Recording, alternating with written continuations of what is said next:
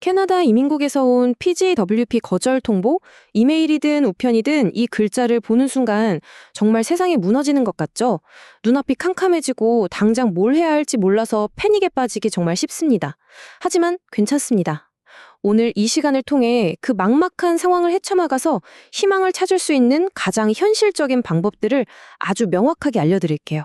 자, 본격적인 얘기에 들어가기 전에 지금 이 영상을 보시는 분이 만약 거절 통보를 받았다면 가장 먼저 그리고 가장 중요하게 해야 할 일이 있습니다.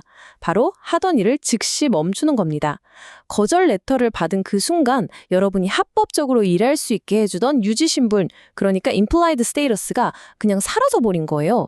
여기서 단 하루라도 더 일하면 그게 바로 불법 취업 기록이 되고 앞으로 있을 모든 이민 절차에 정말 치명적인 발목을 잡힐 수 있습니다.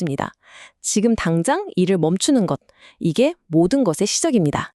오늘 우리가 함께 따라가 볼 로드맵인데요. 먼저 거절 직후에 내 신분이 어떻게 되는지, 그리고 이 문제가 왜 이렇게 복잡한 건지 그 핵심부터 짚어볼 거고요. 이어서 실제로 이 상황을 극복했던 사람들은 어떤 전략을 썼는지, 그리고 최후의 수단은 뭔지 알아본 뒤에 여러분이 지금 바로 뭘 해야 하는지 행동 계획으로 마무리하겠습니다. 자, 첫 번째, 거절의 순간입니다. 거절 레터는 그냥 안타깝네요 하는 통보가 아니에요.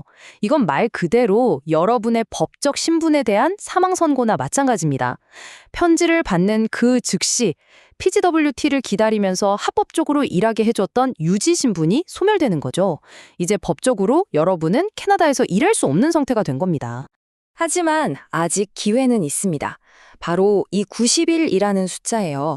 거절 통보를 받은 날로부터 90일 안에 신분 회복, 즉 Restoration of Status를 신청할 수 있는 마지막 골든타임이죠. 이 90일이 여러분의 캐나다에서의 미래를 결정할 수도 있습니다. 이 숫자는 꼭 기억해 두셔야 해요. 두 번째, 근데 왜 그냥 서류 보완해서 다시 신청하면 안 되고 일이 이렇게 복잡해지는 걸까요? 그 근본적인 이유는 바로 180일 규정이라고 하는 아주 거대한 벽 때문입니다. 이 타임라인을 보시면 이 잔인한 덫이 어떤 건지 바로 이해가 되실 거예요. 졸업과 동시에 180일 카운트다운이 시작됐고 여러분은 당연히 그 안에 PGWP를 신청했죠. 그런데 이민국 심사가 길어지는 동안 180일이 그냥 훌쩍 지나가 버린 거예요. 그리고 한참 뒤에 도착한 거절 통보. 이제 와서 서류를 보완해서 다시 내려고 해도 이미 PGWP를 신청할 수 있는 법적 기간 자체가 끝나버린 겁니다. 바로 이 지점 때문에 여러분의 케이스가 단순 실수가 아니라 복잡한 법적 문제, 즉 컴플렉스 케이스가 되어버리는 거죠. 세 번째, 이제 좀 암울한 문제 분석은 그만하고 해결책을 찾아볼 시간입니다. 레딧 같은 온라인 커뮤니티에 가보면요. 여러분과 똑같이 절망의 끝에 섰다가 기적처럼 상황을 뒤집은 사람들의 생생한 성공담들이 있습니다. 나만 겪는 일이 아니구나 하는 위로도 받으시고요. 그들이 실제로 썼던 전략들을 하나씩 파헤쳐 보겠습니다. 이게 가장 보편적으로 시도되고 또 성공 가능성이 있는 전략이에요. 90일 안에 신분 회복을 신청하면서 거절됐던 PGWP를 동시에 재신청하는 겁니다. 여기서 승패를 가르는 건 바로 세 번째, 아주 강력한 사유서예요.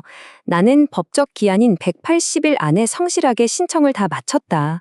그리고 이번 거절 사유는 내가 고의로 그런 게 아니라 선량한 의도에서 비롯된 작은 실수였다는 점을 법리적으로 아주 설득력 있게 주장해야 합니다.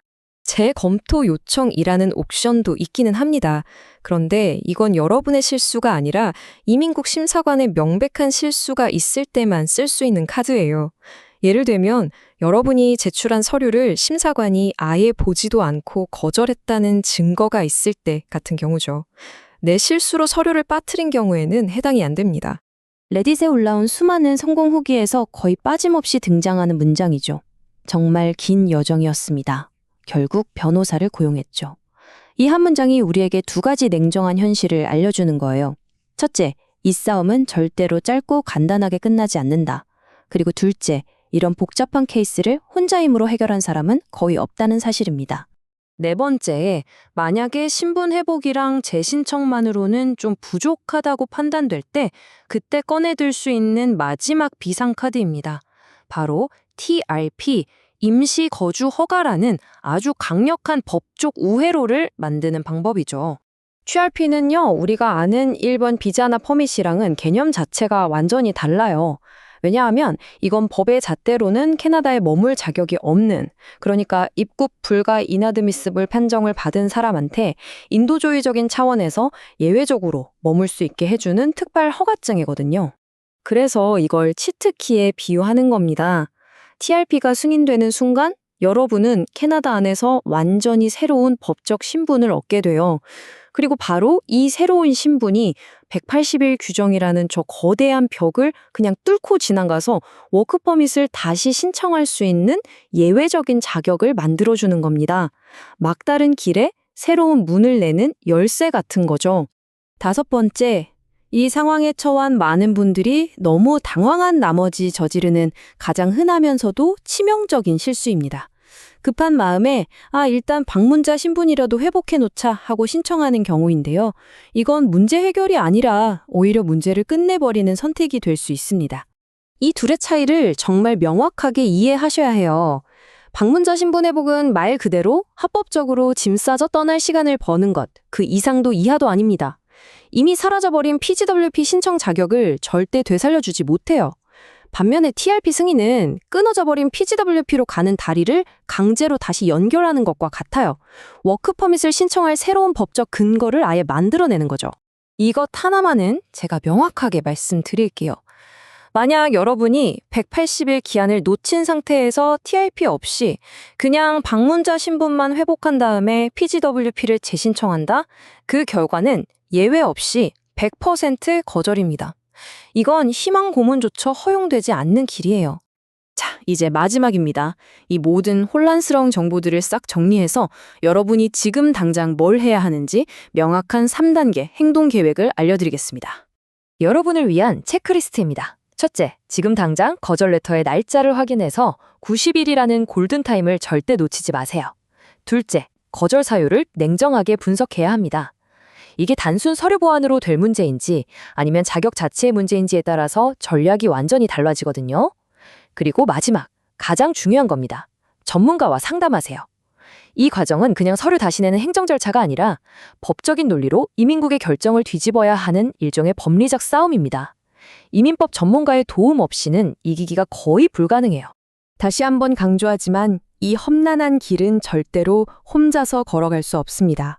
오늘 우리는 절망 속에서도 법적으로 시도해 볼 수 있는 여러 희망의 경로들을 확인해 봤습니다. 이제 선택은 여러분의 몫입니다.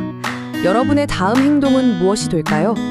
부디 전문가와 함께 가장 현명한 첫걸음을 내딛기를 진심으로 바라겠습니다.